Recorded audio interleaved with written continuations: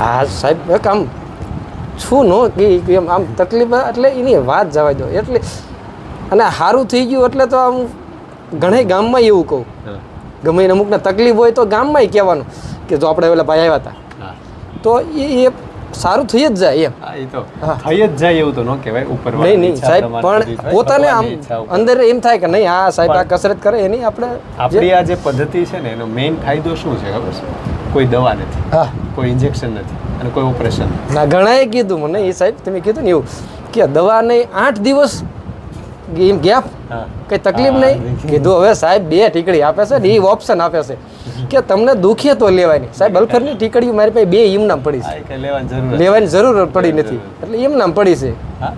main એટલે આ પદ્ધતિમાં અમે શું કામ કરીએ મેઇન વસ્તુ એ છે કે આપણે આ મણકા જે છે એ દબાણ એટલે ગાદી બહાર આવી અમારું કામ છે એને ખોલવાનું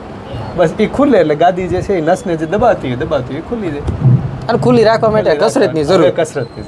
કસરત કરો તો કોઈ દિવસ કાંઈ ન થાય ચાલવાથી નહીં હા ચાલી શકાય ઊભું રહી શકાય બીજી કસરત જે આ સ્નાયુ મજબૂત થાય પરિશ્રમ ન કરો તો ચાલે પરિશ્રમ કરવાનો જ છે મટી જાય પછી પરિશ્રમ નહીં કરીએ તો શરીર શું કામ પરિશ્રમ તો કરવાનો જ છે શરીર ભગવાને કામ કરવા માટે જ બનાવ્યું છે બેસવા માટે બનાવ્યું જ નથી જેને બેઠાડું જીવન છે એને નુકસાન થાય છે